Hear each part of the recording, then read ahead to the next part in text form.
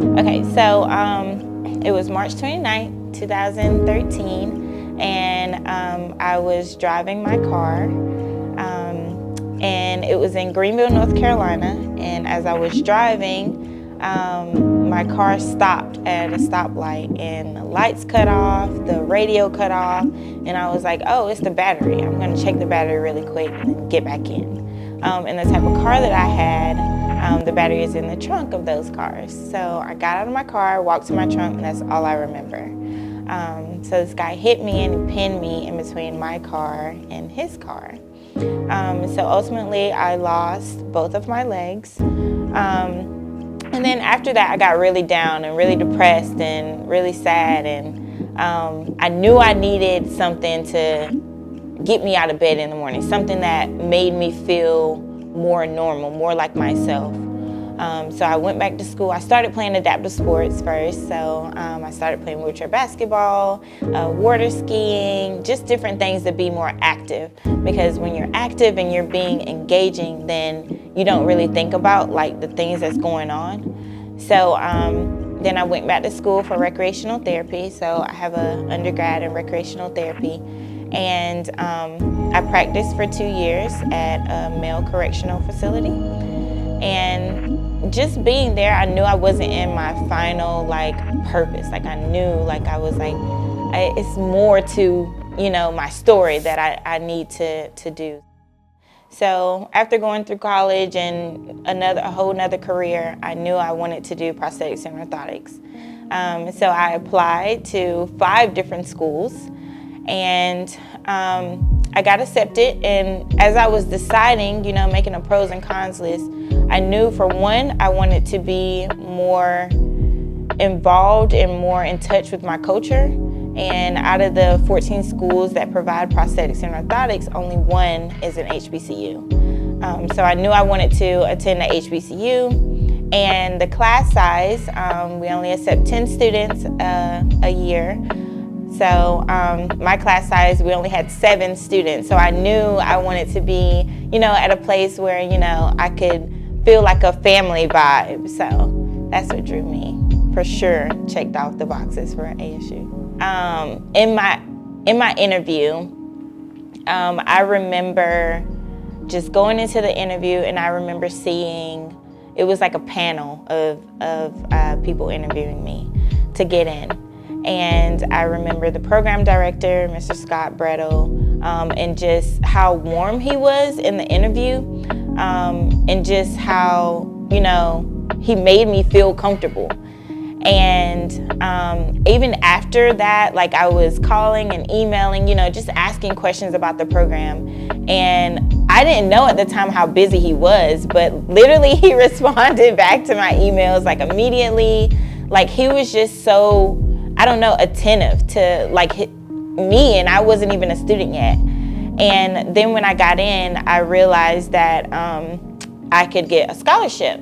So he told me, hey, you can apply for this scholarship through a Hanger Diversity Scholarship. So that made me feel even more like prone to like choose ASU, because I was an out-of-state student. So I was thinking about money, of course, but when he told me that I could get a diversity scholarship at a HBCU, it was kind of interesting to me, but I knew more that when I researched on the diversity scholarship, I realized there's only 2% African Americans in prosthetics and orthotics. And I had seen that myself, being a patient for 10 years. I had never seen a clinician that was Black, and I never seen a clinician that was a female.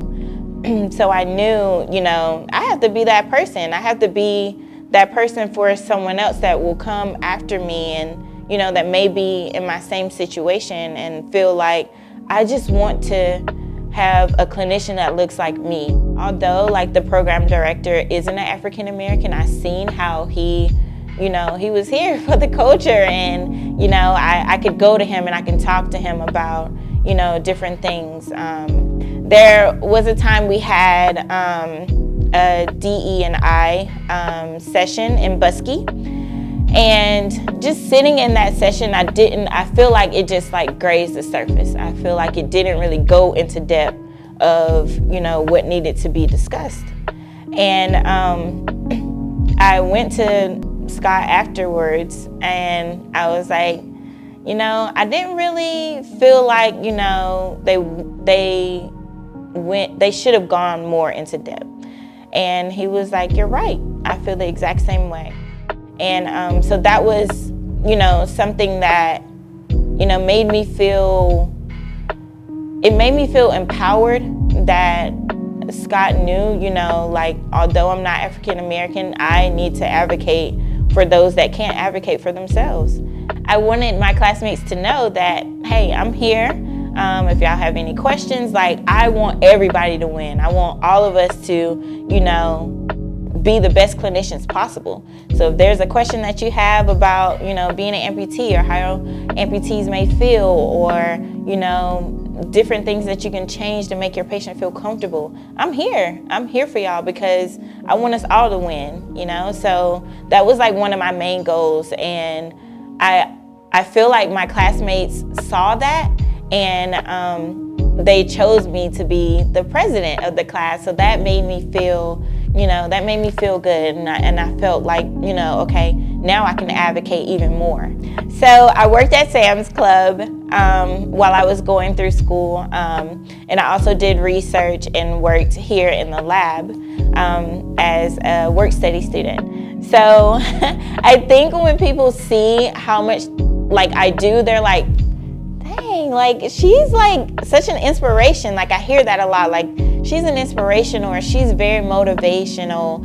And to me, it's just like, oh, I'm just doing like regular things. But it pushes me to keep going when, other people tell me that I'm inspiring them.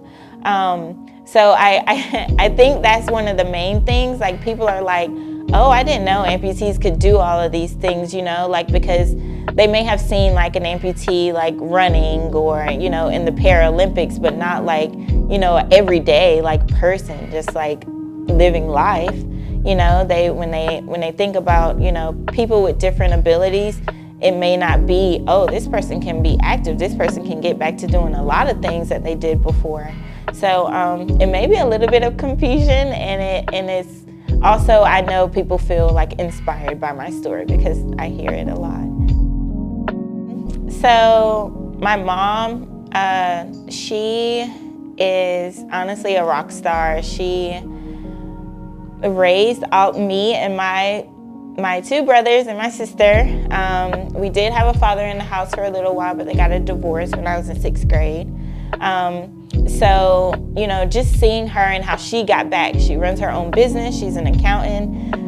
It's boring to me, but she likes doing that. So, she's really successful, and just seeing, a powerful Black woman just, like overcome odds, that she's experienced in her life, and just seeing her not give up. I'm like, how could I ever, give up? So just seeing her and how strong she is, I'm like, okay, she's a role model for me.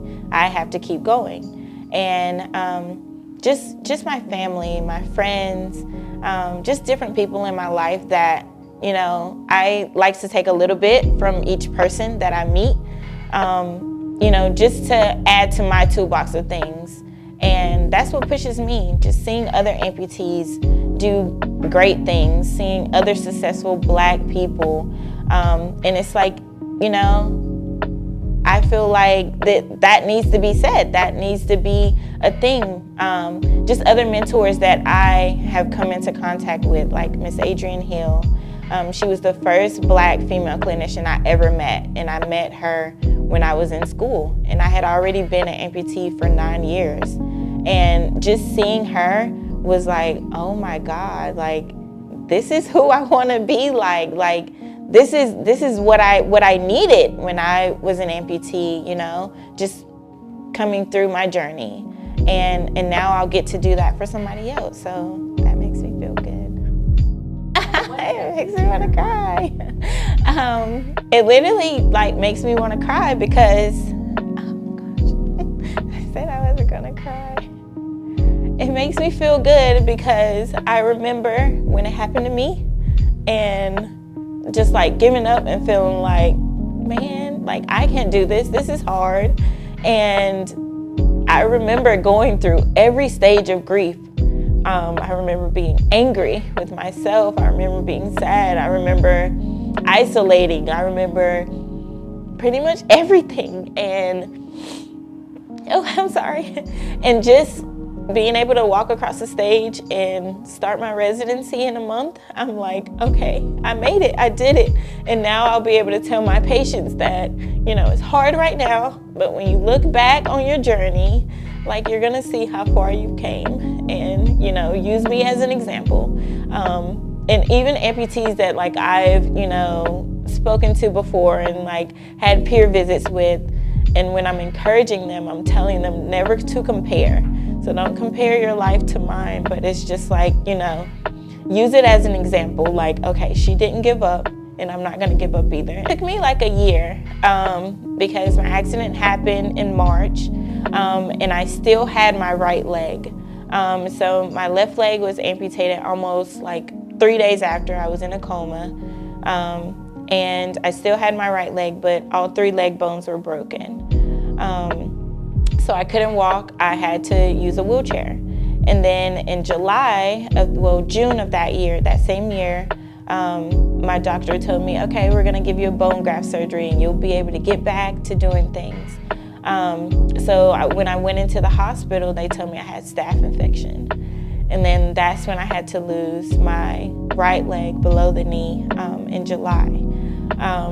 So after that, the first time it was just like I woke up out of the coma and my left leg was already gone.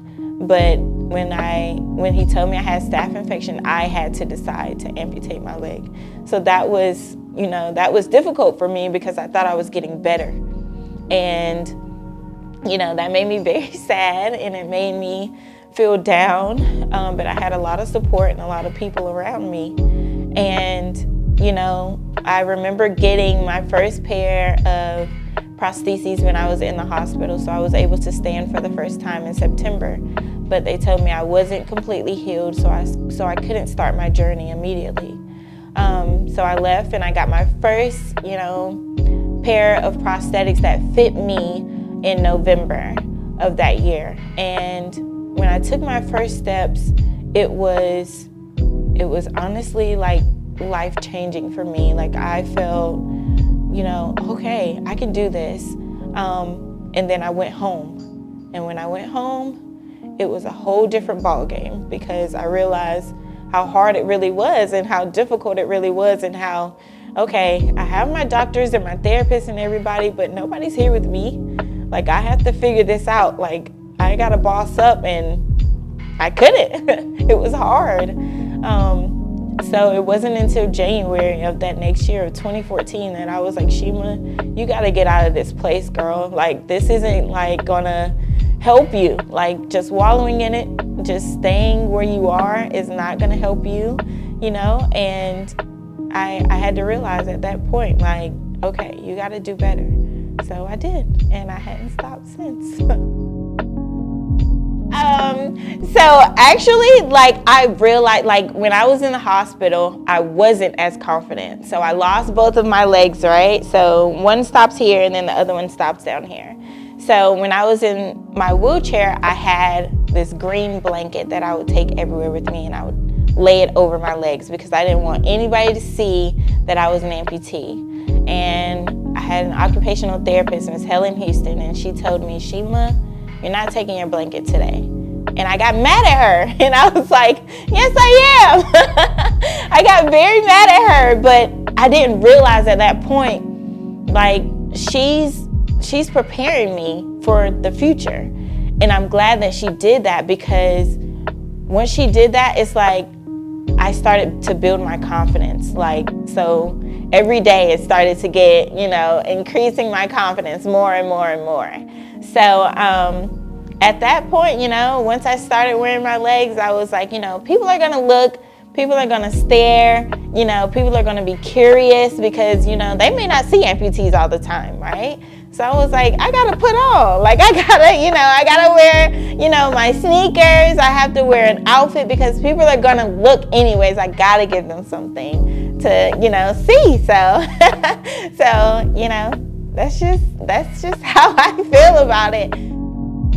So when I wake up in the morning, I think about my outfit first, and then I pick my shoes, but it just depends on where I'm going. So if I'm going like somewhere fancy, like, I gotta, look elegant, but majority of the time I always want to show my prostheses because I want people to see, like, these scars are, what got me to the place that I'm at. And, I want people to see, like, oh, wow, she's at this place with us. Like, you go, girl. So I think that's what, pushes me too, is to get up. And even if you don't feel good, dress like you make yourself look good, and then you'll feel better about yourself. I know Alabama State University has prepared me for my next step because I have gone to clinical rotations, and in the beginning, when I've gone to clinical rotations, I was like, I don't have no clue what they're talking about because we start clinical rotations like our second week of school. So it's like they pretty much throw you out there to the wolves, and I love that because you're getting out into the field, you're going to different offices, and you're actually seeing real patients. And then my last semester, I look back and I'm looking at like devices that I have, made for our patient models, or I go back to a clinical rotation and a clinician may ask me, okay, what do you see? How do you see this patient walking? Or, tell me different things that you've seen. And I look and I can tell them, I can answer their questions. I just like seeing my grades from undergrad and to, comparing them to grad school and taking our final, like we had a final mock exam, and just taking that test and seeing my grade. And I was like, okay, I'm ready to take the real thing. So first, I would say you would feel welcome the first day you step onto campus. I remember coming to Montgomery and looking for a place to live, and I came to see the campus. And I don't remember what I had on, but I remember somebody from afar saying, oh girl, look your outfit. And even when I was taking my graduation pictures, people were riding by like, congratulations. Like, that's the culture here. Like, you're gonna feel like, okay, you're gonna feel like you're at home. Like, you're gonna feel like you're connected to people. And it doesn't matter where you come from. We come from all different backgrounds, and it's like, okay, we all became so close, and we all became like a little family. And that's what I really love about Alabama State. Like, you feel connected to your people here, and it's awesome. I would say this program is hard at first, but that's how you know you're supposed to be here. Once you make it through that first semester, it's like, okay, I got this. It's smooth sailing. You're gonna have so much support from your instructors, Scott and Adon, and I had Ryan as an instructor too, and they're we call them by their first names because they're like, we want you to feel like you're connected to us, and like we want you to feel like you don't have to walk on eggshells.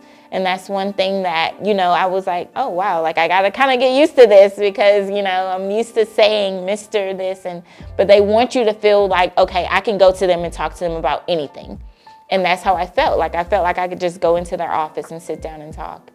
So I would most definitely say, like, if you want to go into prosthetics and orthotics, this is one of the best schools, in the country, because I felt like I was at home. I felt like I am well prepared to go into my field, and I felt like they cared about me, like they understood, and it's just things that you can't really get, in other places. And we do interdisciplinary classes with physical therapy and occupational therapy, and sometimes rehab counseling, and it's like you get to see different sides too. So you get to practice with a PT, and you get to see like, okay, like this is how it's going to be when we're co-treating patients together.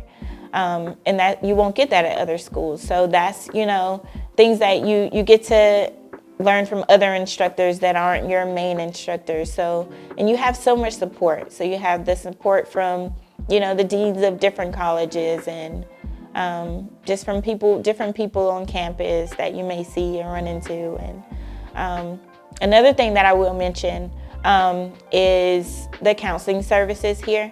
And I feel like mental health is a really important thing.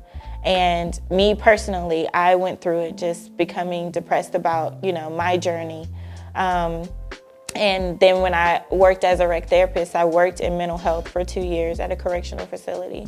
So I saw it firsthand, and I know how important it is. And I feel like a lot of students don't really utilize the counseling service at Alabama State, but they should.